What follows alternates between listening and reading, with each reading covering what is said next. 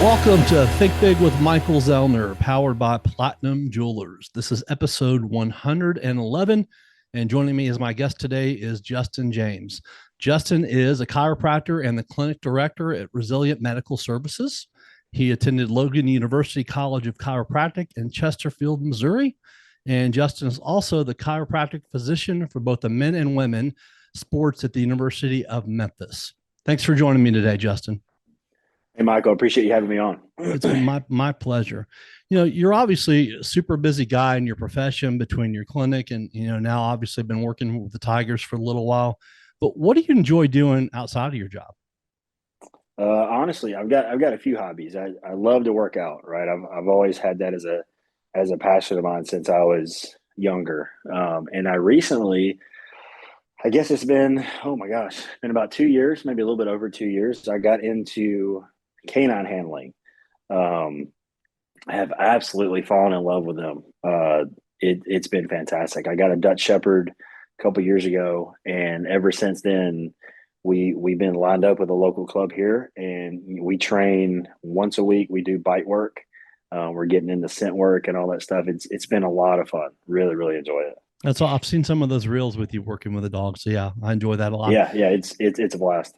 Yeah, you obviously could probably see stuff on Instagram. I'm a huge dog lover. I have 3 miniature Yeah, schnauzers yeah, myself. yeah, Had dogs yeah. my whole life, so I love that. I've had a couple different dog trainers on and everything. So yeah, anytime I hear people working with dogs, I love hearing the stories. It's so much fun. Like I said, I got into working my dog, and I actually started decoying too. So I'm actually in the suit and getting bit, not by my dog, but by Right. other people's dog. It's a blast. It's an adrenaline rush for sure. That's awesome. It sounds like it must Yeah, be. Um, absolutely. the third Special Forces Group is an active duty United States Army Forces special group stationed at Fort Bragg in North Carolina. And you were part of that group for a little bit over, I believe, 4.5 years. Tell us a little bit about what life was like then and what you learned about yourself during that time. Oh man, I learned a lot.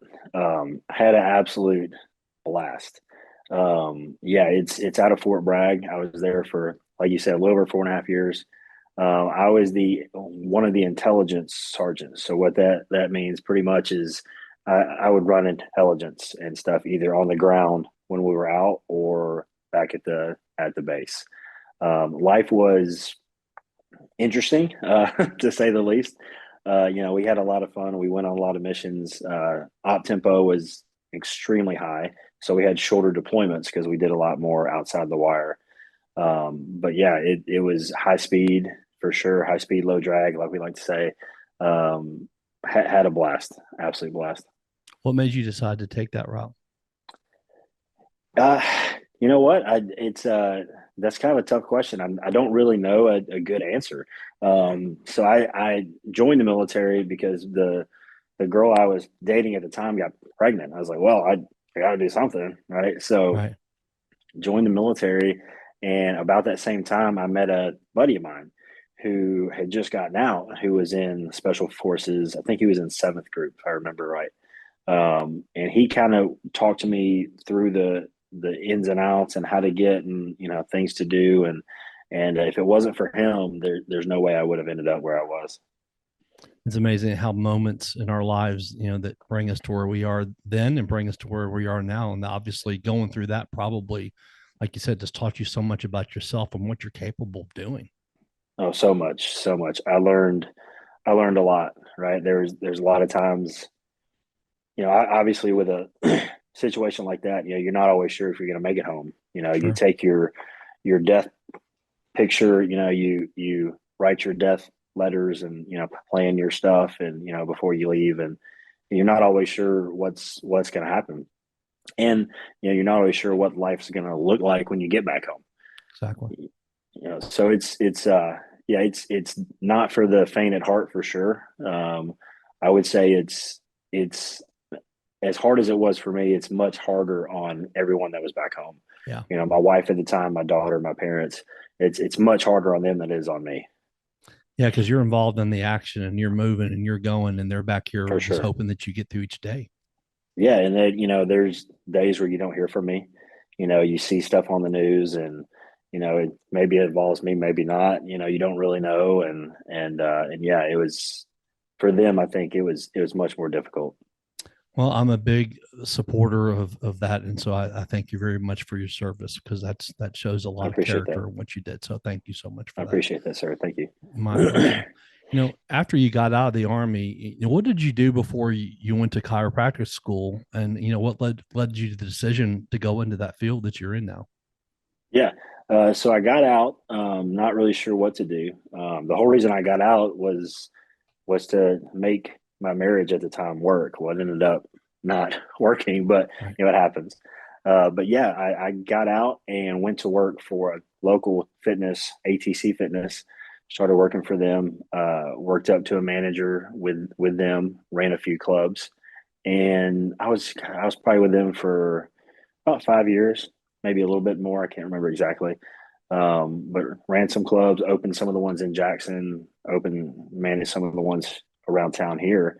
And honestly, it was a great job. Met a lot of great people, made a lot of good friends, a lot of lifelong friends. And it just got to the point where, I was sick of working for someone else.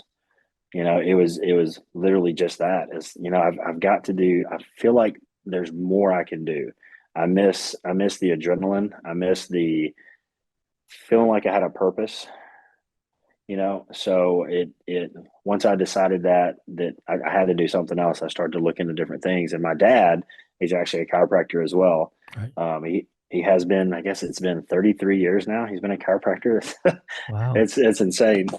Uh, and talked to him. He actually tried to talk me out of it, and ended up going anyway, and ended up going to Logan. Had a blast there. Learned a lot of stuff, and yeah, so here I am. Why did he try to talk you out of it?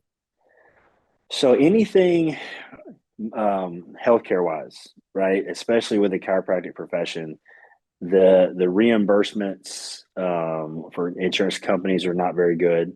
They're cutting a lot of the payments that used to come in that were good. And then honestly, and I've discovered this more the longer I'm in, is that there's a certain perception the public has of chiropractors, and it's hard to buck that. Sure. I'm very, very different than most chiropractors, and it's hard to buck that. People have a preconceived notion of what a chiropractor does and what a chiropractor is, and so it's hard to educate them unless they're in my office. And even then, it's they still have this barrier up because they think I want to do these certain things and end up not doing any of it. Right. So once they understand that that's not what I do, it's a much healthier relationship, and things get where we need to go. But it's to educate the public and get people on board with it's not just crack your back and neck and all this stuff. There's so Yeah. much other things that I can do that I do. And honestly, adjustments in my office, I maybe do a handful in my office. At the university, I do a ton. Sure. In my office, I do a lot more active care, rehab, that type stuff. And I really think that's more important than putting hands on people, is more education, on what they can do for themselves. I could do a whole podcast with you talking about insurance companies. My dad Oh my was a gosh. podiatrist, and so he Oh, was sure. for Yeah. over 40 years. And I remember him telling me, he goes, I did a surgery back in the late 80s, and back then it was a $2,500 surgery, and insurance paid 1,800. And then I remember him in the 2000s telling me that same policy now I'd get paid like 500 on it. How much it's just changed that whole. Oh yeah. It just made It's insane. medicine completely different. Oh, it's insane. And I mean, there's certain policies where I could literally spend an hour with this patient, right? That's a big portion of my day, Yeah. and I'll make $45. Wow. Like you just, you can't make a career of that. You can't support a family. No. You just can't do that stuff. So that's why he tried to talk me out of it. And then obviously he knew that, especially the longer I was in school, he could see that like this, he's not going to be the same like everybody else, and that just provides another challenge. So Absolutely. I didn't go into podiatry because two things. Number one, I didn't want to work on feet. yeah, I don't blame you. No, and I didn't like school. I didn't want to go Yeah, after yeah, going to Memphis and everything. And I went to Ridgeway and then Memphis. I was like, I didn't want to keep continuing on. So I ended up selling Cutco knives and became a manager when I was in college. So that's the route nice. that I took. So, but yeah, feet just it wasn't my forte. So, Yeah, my it's dad was not mine great either, at. and I end up doing a lot more feet now than I thought I would. Yeah, But I respect the heck out of podiatry and anyone in the business. And oh, my sure, dad was great because he had such a great bedside manner.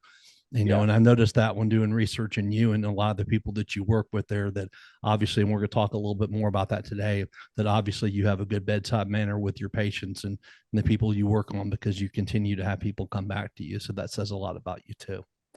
I appreciate that. Thank you. You said, quote, stop having pills thrown at you. Stop masking your pain. Let's get to work to solve the real issues, unquote. I believe we live in a society today, maybe now more than ever, where there's a supposed pill for everything, Justin. There's Sure, obviously many times when, medicine is needed. And, we're not here to tell people not to take pills, and just a right, disclaimer, talk to your doctor. But it's not all the time. I mean, I remember sure, even, when my psychologist years ago put me on an antidepressant. He said, look, you're stronger than the antidepressant. You can beat this antidepressant. It might not work for you. So obviously pills, they're not for everyone. What do you tell a potential patient who is, been, as you said, quote, masking their pain and only providing temporary relief, about the differences doing it your way? yeah. So that's a really good question. So first off, we always talk about, and just like you said, always start. First off, I'm not going to tell you to stop taking your pills, Right. right? That's not my scope. That's well outside of my scope. I don't have enough education when it comes to pills, pharmaceuticals to say take this or that, or mess with dose. That's not for me to decide. My job is to get to the root cause of the problem, right? So, example, if someone comes in with sciatica, right? If they go to a primary care doctor, nothing against primary care doctors, they're great, but they're not versed in how to treat that. They're not taught musculoskeletal stuff in school, or if they are, it's very, very little. So they'll give them a muscle relaxer, they'll give them a painkiller, they'll give them gabapentin, right? That's a Yep. normal thing that I see almost every day. And again, they're just doing what they're trained to do. They're not trying to hurt anybody. They're not trying to get people hooked on pills or any of that stuff. It's just that's what they know how to do.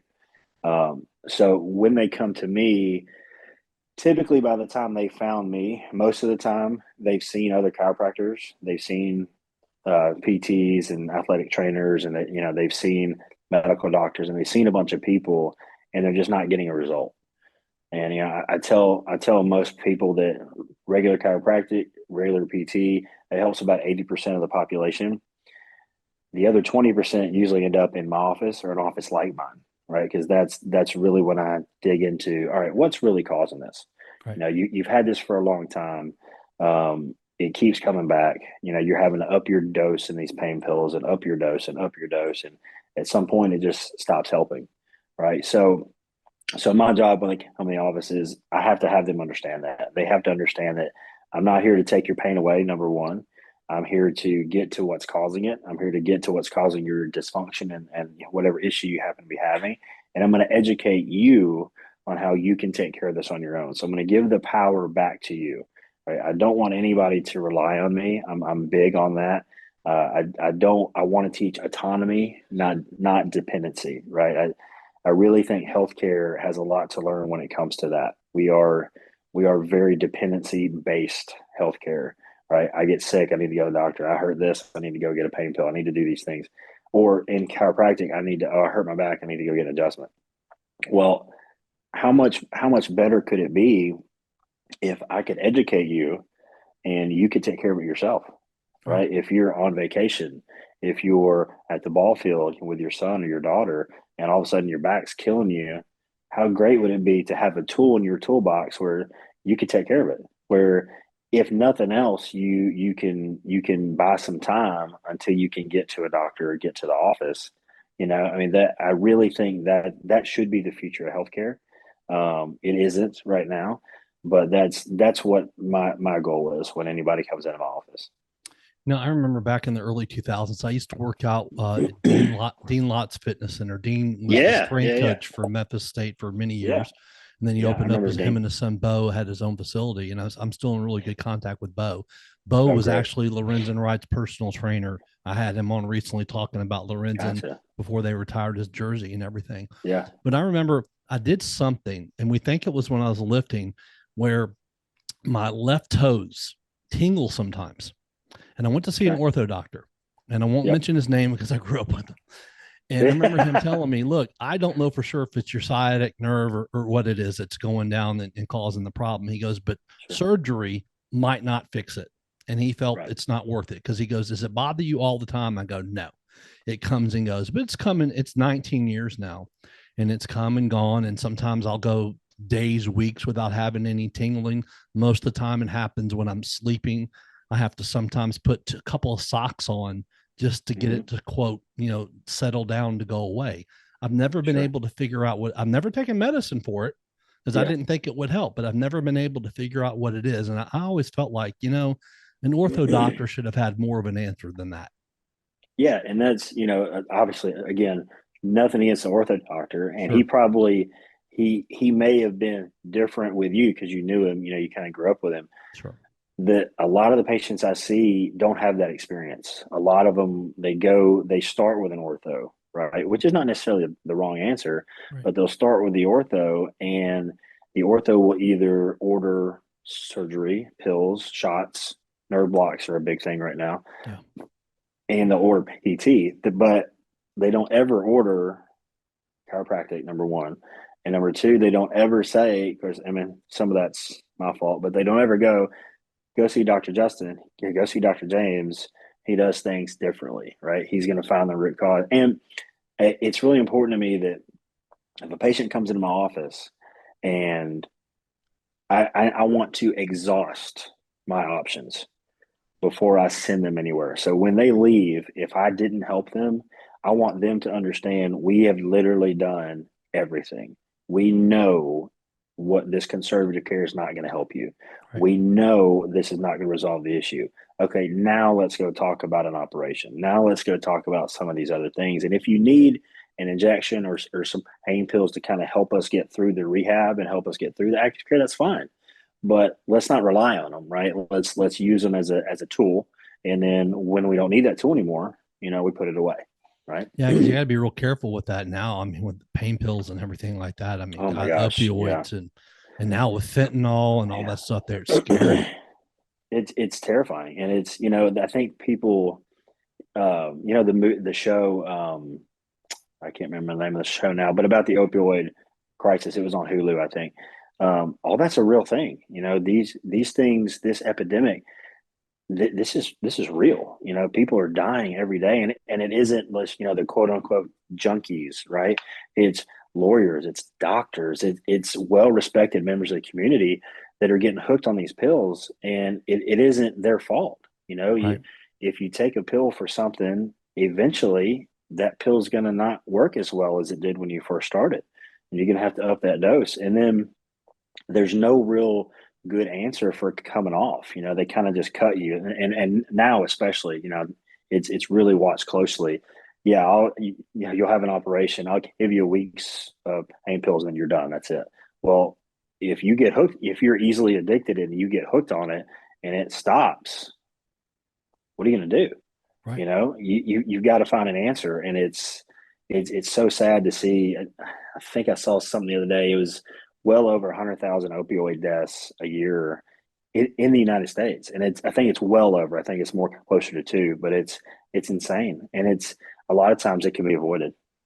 I remember when I tore my rotator cuff in 2015, just being stupid. I was outside my mattress store, Sleepy Z's, and there was black ice and didn't see it. Yeah, Helping one of my guys unload a truck, yeah, and I slipped. And that later on that day, I was like, "Oh, something's wrong." I remember hmm, after the surgery, like the first week, I want to say they gave me like 60, oxycontin or something like that. yeah, And then the second week, they want to do it. They upped it, said, "Oh, we're going to give you another 60." And I was like, right, how am I ever going to know? Number one, I didn't want to get hooked on it. But how am Yep. I ever going to know if this is healing and doing right if I continue to take this pain medicine? So Exactly. I got off of it and everything, but I had all those extra pills just sitting around there, and everything. I was like, it was just, to me, that was just way too many to give to somebody, that's Yeah. risky. And during that time, that was probably about the time when all these new painkillers were coming into the market, and Yep. the unfortunately that big pharma has a lot of money, right? Yeah. And they, that's how it works. They flood the market with at that time a lot of false information. So the doctors got a lot of false information, and they were just doing what they thought was best. What they were told was Sure. okay by this, based Right. on bad information. Yep. So I agree with that too. Yeah. Cause there's a yeah, lot of good doctors that just made bad decisions based on the information that they were given. yeah, sure. And I don't really think there's ever necessarily a bad doctor.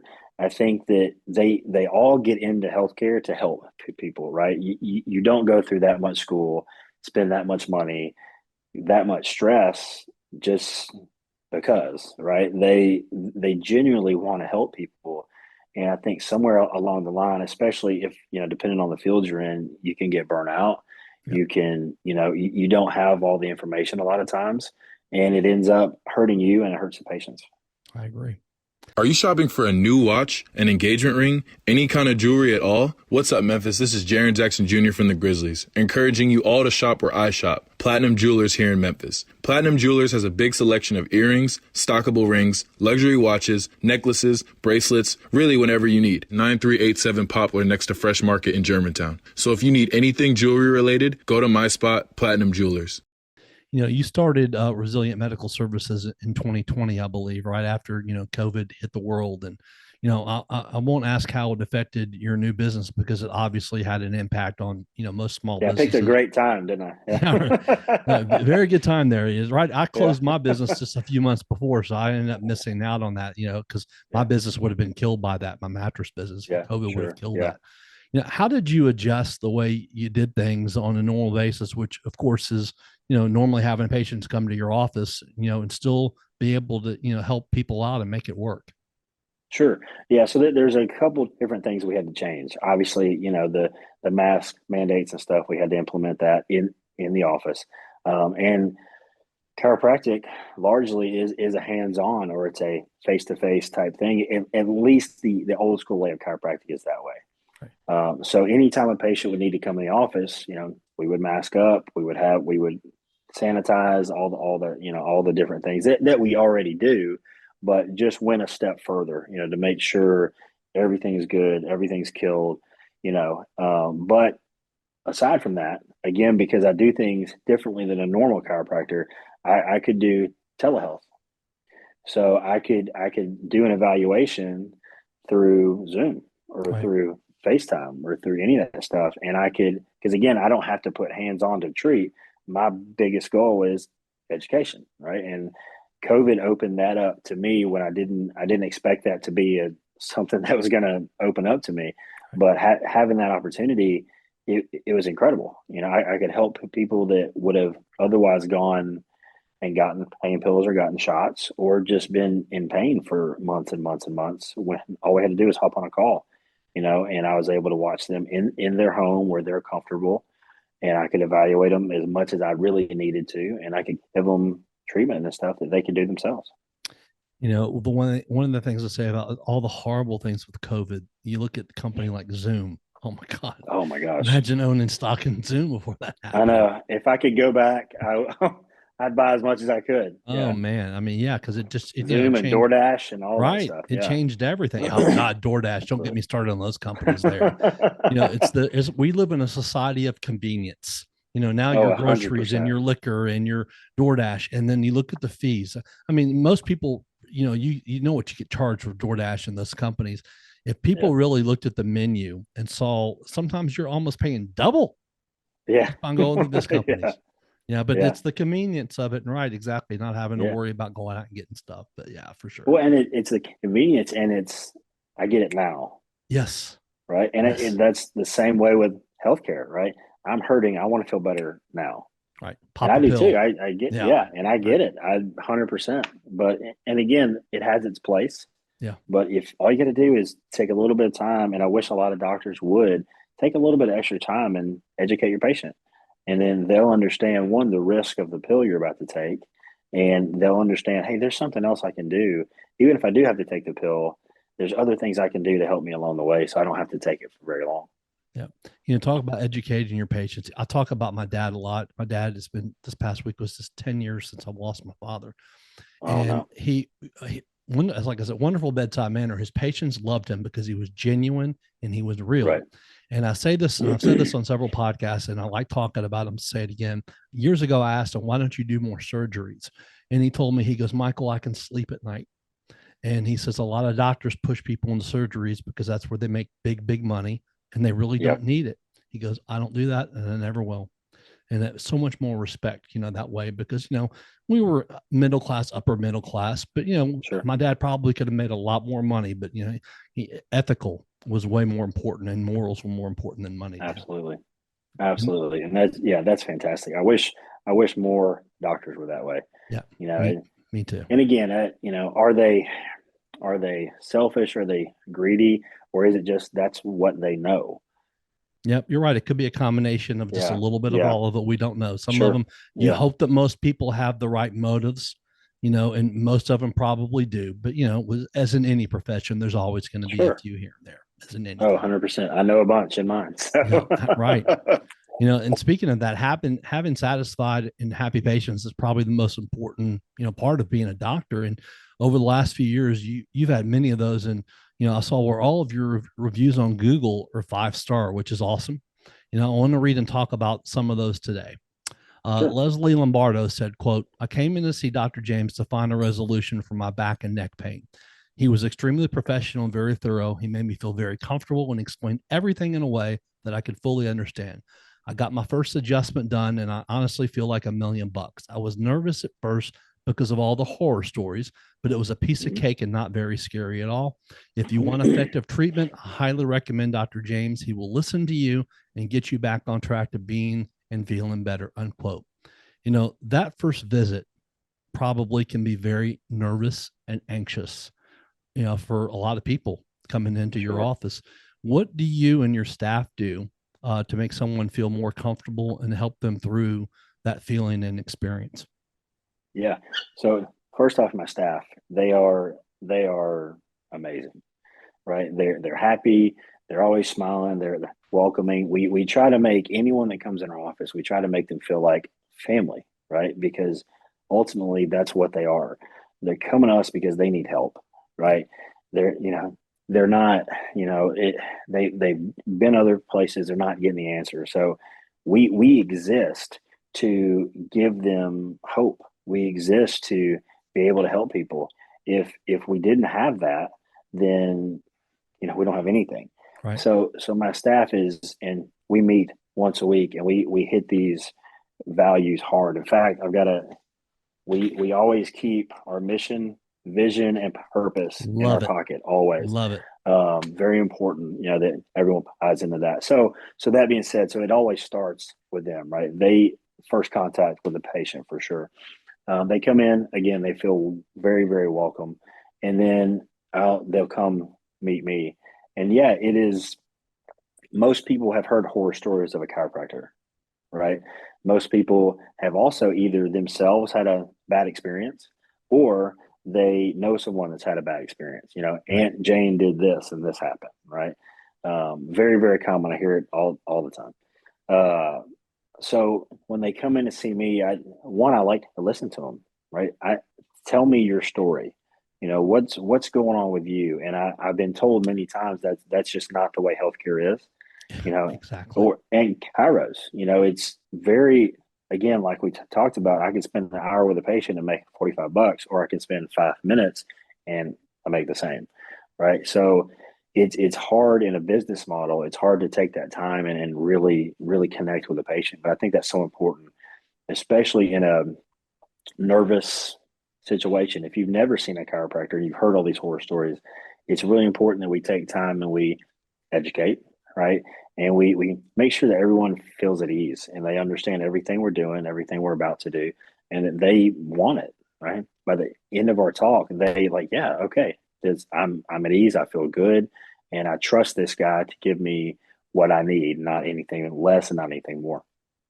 And people, talk about creating that atmosphere when someone walks into a place. I used to tell, I was sort of related a little bit to my mattress store. I told my employees that work for me, my sales staff, when someone walks into your business, it's usually the first time they've ever been there. You come in there every day, you're comfortable, you know what door, what leads to what room per se, and whatever, where everything is. They're walking in not knowing anything what to expect.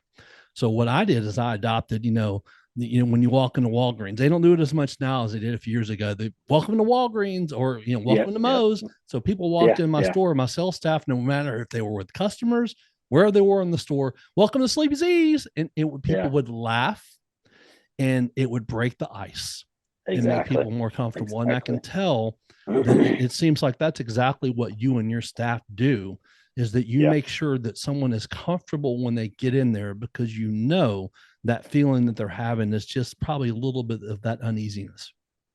yeah, and it's not even just that they're uneasy, but on top of that, oh, I'm also in a ton of pain, Yeah. right? Yeah. I've also been given the runaround, to use their words, by the medical world a lot of times. I've been pushed to all these different doctors. I'm coming here. This is my last resort. So they're not in a great mood already, Yeah. right? They're nervous, they're anxious, and they're in pain. Yeah. So that's a lot of barriers to break through. Absolutely. And honestly, sometimes you can't, right? Sometimes, you just can't connect with the patient. But if you don't give it your all, if you don't go above and beyond and make that patient, at least do what you can to make that patient feel at ease and as part of the family, then honestly, you're in the wrong profession. I agree 100%. You said, quote, a new study in the Journal of General Internal Medicine found that on average, patients get about 11 seconds to explain the reasons for their visit before they are interrupted by their doctors. This goes to what you just talked about. Yeah. Also, only 1 in 3 doctors provide their patients with adequate opportunity to describe their situation. How can your doctor know what's going on if they don't listen to what you have to say? Unquote. As you and I both know, obviously they can't. I just told you, my dad was a podiatrist 40 years. They loved him. He was genuine, funny, made them comfortable, laugh. Yep. They knew he cared about them. Whether it was a foot or an ankle issue they were having, that made them comfortable enough. They felt like, hey, this doctor, I'm comfortable enough. I feel like he can heal me and make me feel so much better.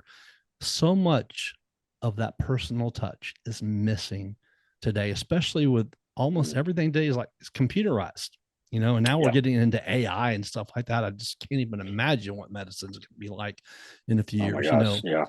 From Yeah. from what I've seen in on your videos and stuff on Instagram and read about you and your team, you guys do have an excellent bedside manner. And just to touch on that again, because I think it's so important with your patient, I think that probably is what keeps people coming back and telling others about you, doesn't it? Yeah. I would say that it's a running joke in our office that once they become a patient, we can't get rid of them, right? Because they like to come in. We try to go above and beyond to give them that Ritz Carlton experience. That's part of our training, and when we do our weekly training, is did you provide the highest quality care, the highest quality whatever you did that day with these patients?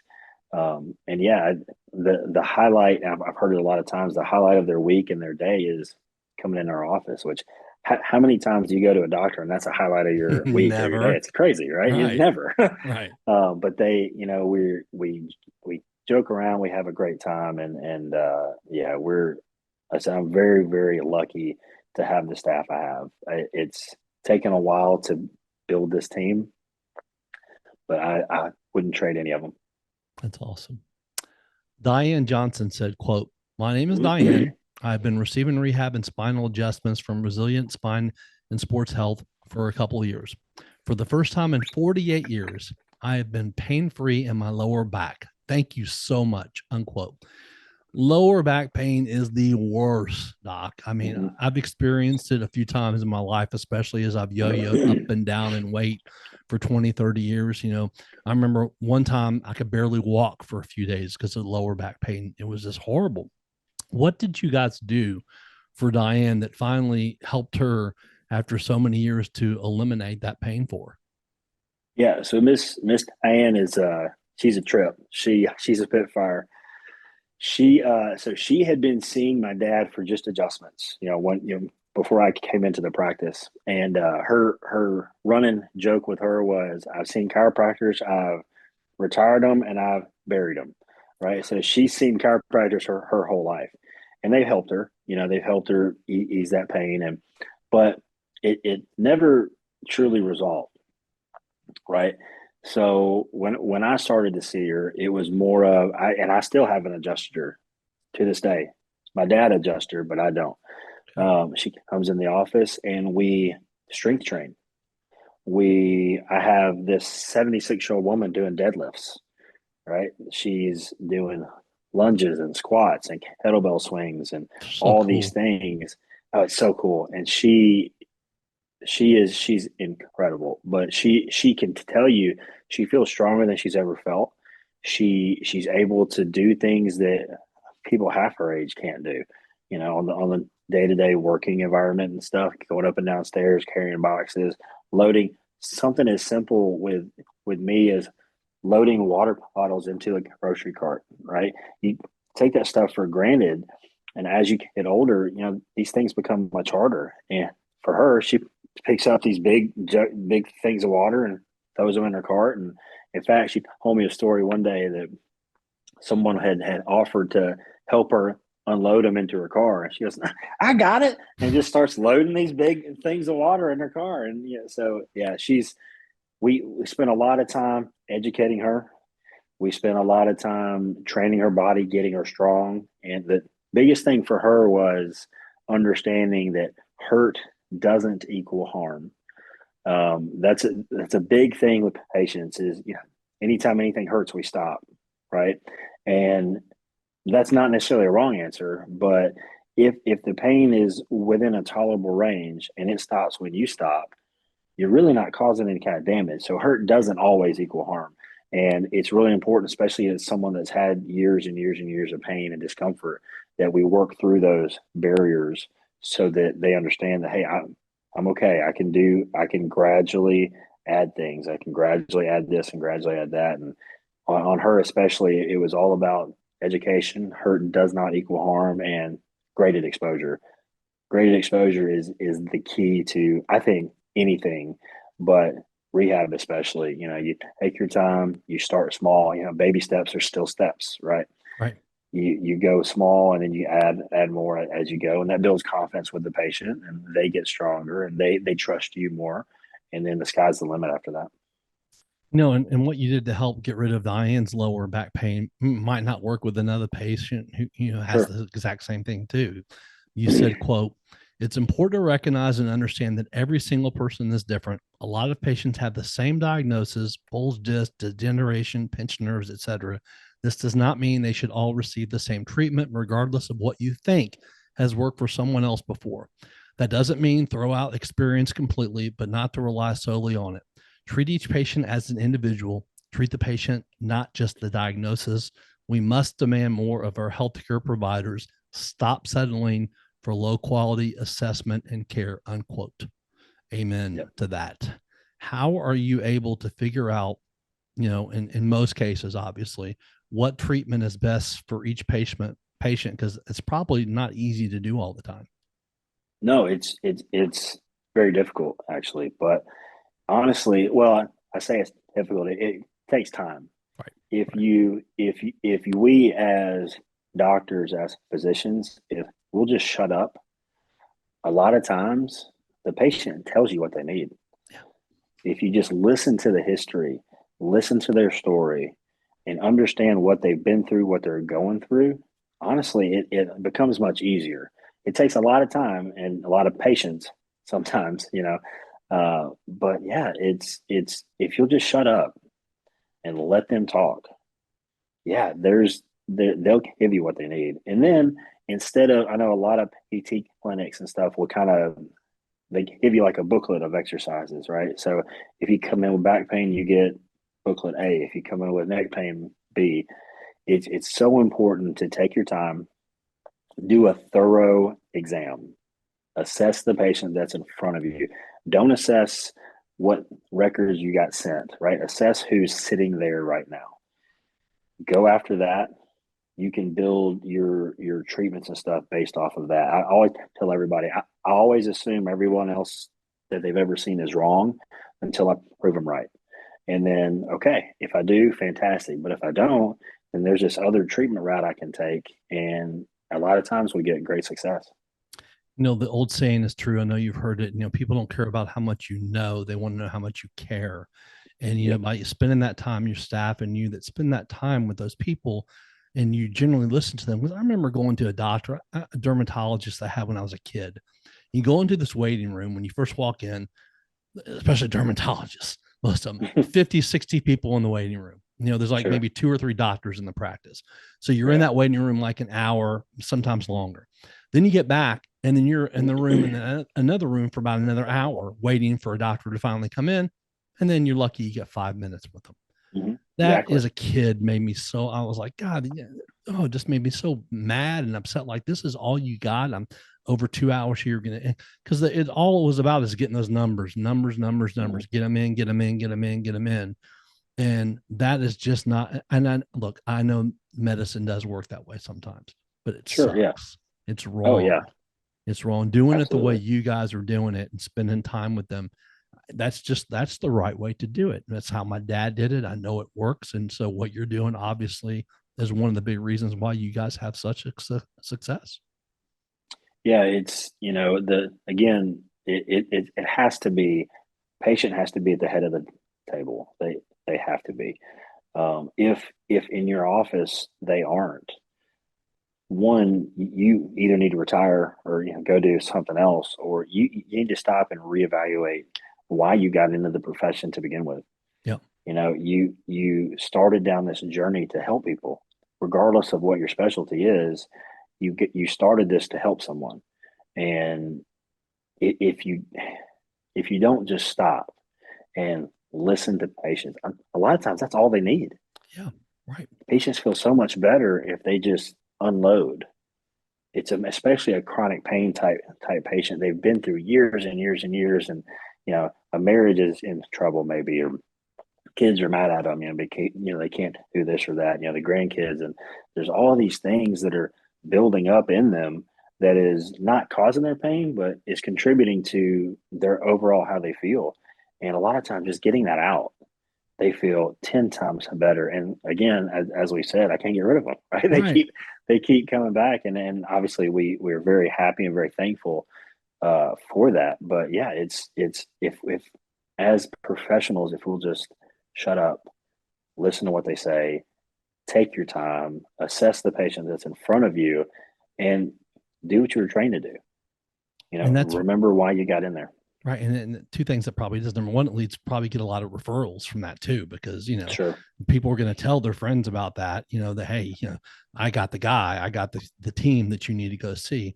And secondly, you're sort of in a way, sort of like psychologists in a way, because, people want to get out their problems. And like you said, getting that stress off of them. I remember I mentioned Dean Lotz when I used to go in there and work out with Dean, and he had another trainer named Harry Shue that was an All-American at Memphis back in the 60s, his first All-American football player who was a trainer there also.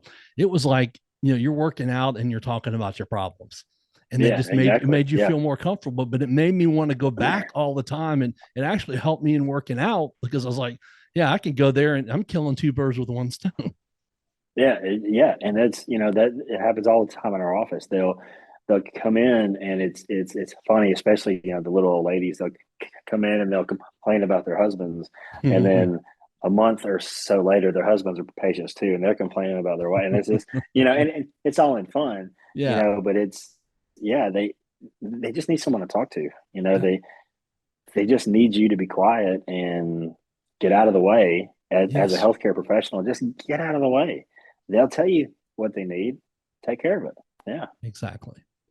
Quote, Justin has been amazing. With his instruction, my rehab has been much more productive than my first effort with a physical therapist. He assigns only a few different exercises at a time, but they are effective in giving me measurable progress. As a result, I am more encouraged and motivated to stick with the exercises in spite of the discomfort involved. highly recommend, unquote. That's a great testimonial by your patient, Carol Overcast there. Hi, Miss Carol. She brings up a great point. I'm sure you guys have had people come in there that, we talked about this earlier a little bit. They've already had some type of therapy from someone else. Mm-hmm. You're the last resort. They're just like, oh my God, this is never going to get better. What do you believe are a few of the main differences that separate from what you do? What in this case was a physical therapist that she had seen that will, help them get better results and more positive results. Sure. For her specifically, goes back to what we were just talking about. I hate to be a broken record, but it is what it is. I stopped. I listened to her story, and then I assessed her based on what she was telling me. We assessed. We got a treatment plan that was attainable for her to do every day, and I know the outcomes were good because I could test, treat, retest, and it would improve. Right. So, and I tell everybody, I could write the best program in the world, right? I mean, it's the best you've ever seen. It's great, but if you don't do it, then it's not worth the paper it's on. Right. Right. So I have to make it very specific for these people, and I have to understand that they're not going to do 10, 12 exercises. Again, you hear it all the time. You get this booklet, and hers is a great example. She got this booklet of exercises for shoulder, rotator cuff, or something. I can't remember now, but she did maybe a couple of them for like a week, and that was it. Now, would she have gotten better had she stuck with those exercises? Maybe, but she didn't. So it doesn't matter, right? It's not worth the paper it's printed on. So she came in my office, and again, I listened to her, and I found specific exercises that were going to be best for her. 1 or 2 max. I don't believe in giving people a booklet of exercises. 1 or 2 max. Let's go home with this and let's monitor this for a little while. And then within a couple weeks, it was substantially better. And then again, I can't get rid of her. Right? She's there all the time, and we continue to do more and more and more and get stronger and stronger. And she's able to do things that she couldn't do before and wasn't sure she'd ever be able to do again. And I'll tell you, there's nothing wrong with sounding like a broken record here, because the results speak for themselves. I mean, if you're having people that are coming back, you're getting referrals all the time from your patients that are coming in. Obviously, that means what you're doing does work. So repetitiveness and explaining it. And that's why, a lot of the questions and things that we've talked about, they sort of coincided together here. Because, like I said, when I started going on Google and seeing all those reviews, I'm like, it's very rare, especially in your profession, to have all 5-star reviews. And so that was really impressive to me. Man, I have so much more I actually want to talk to you about. I want to bring you back for part 2, if that's cool, and bring you back here in the next few weeks to come back again, because I have so much more I want to go over with you, because I could probably spend 2 or 3 hours with you. You've had a long day, and I know you're probably exhausted too. So if we could, let's end this here today, just be part 1 today. And then I'll bring you back here, and, you come back in a few weeks, and we'll do part 2 and get that out, because so much more to cover, if that works for you. That sounds perfect. Let's do that. Awesome. I appreciate your time today. I want to also make sure I thank my sponsor, Platinum Jewelers here in Memphis, for sponsoring Think Big with Michael Zellner. And we will see everybody soon. Thanks again, Justin. Thanks a lot, Mike. Thank you.